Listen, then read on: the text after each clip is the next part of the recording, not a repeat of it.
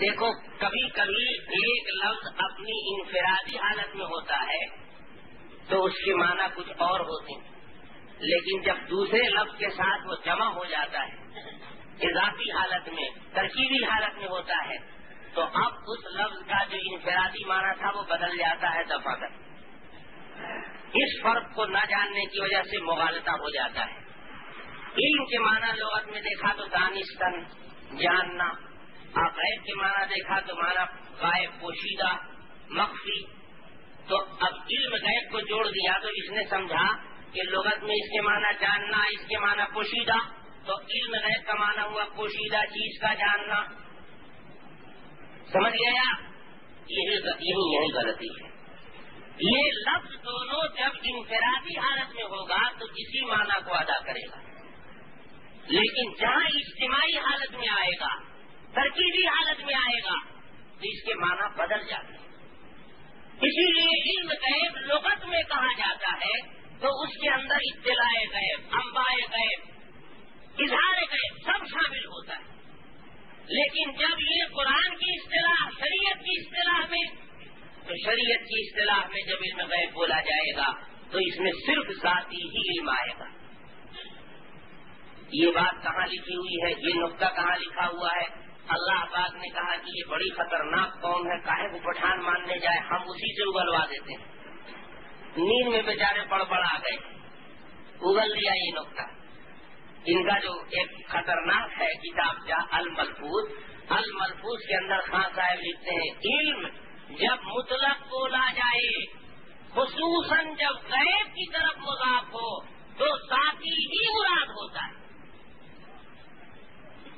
دیکھو علم جب مطلقاً بولا جائے بغیر کسی اضافت کے تو اس کا بھی اصل مصداق ذاتی ہے، لیکن جب خصوصیت سے لفظ غیب کی طرف مضاف ہو جائے تب تو یہ ذاتی کے لیے خاص ہو گیا۔ تو جب علم غیب خاص ہو گیا ذاتی کے لیے تو نبی کے لیے تو تم ذاتی مانتے نہیں ہو تو اس کو علم غیب کیوں بول رہے ہو؟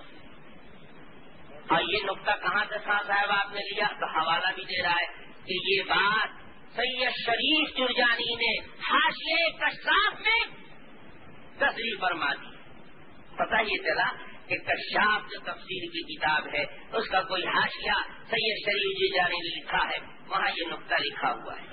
اب تھوڑا سا آپ اگر ذہن کو اپنے کھول دیں تو میں آپ کو بہت آسانی سے چٹکی سے سمجھا سکتا ہوں۔ دیکھو صوم کے معنی کیا ہے؟ روزہ، یعنی خالی فرض روزے کو نہ صوم کہیں گے۔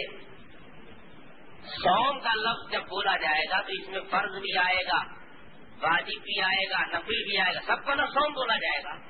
تو صوم ایک ایسا کلمہ ہے کہ انفرادی حالت میں نفل کو، واجب کو، فرض کو، سب کو شامل ہے نا، لیکن اس کو لفظ رمضان کی طرف مضاف کر دو، اضافی حالت میں لے آؤ، صوم رمضان بولو تو اب نفل رہے گا اس میں۔ اب یہ خاص ہو گیا فرض کے لیے، انفرادی حالت میں عموم تھا لیکن اضافی حالت میں خصوص ہو گیا۔ لفظ علم اگر انفرادی حالت میں ہو تو عطائی خطائی سب پر چلے گا، لیکن جب غیب کی طرف خاص ہو گیا تو بلا واسطہ ہی کے لیے ہو گیا، ذاتی ہی کے لیے ہو گیا، علم الہی کے لیے ہو گیا۔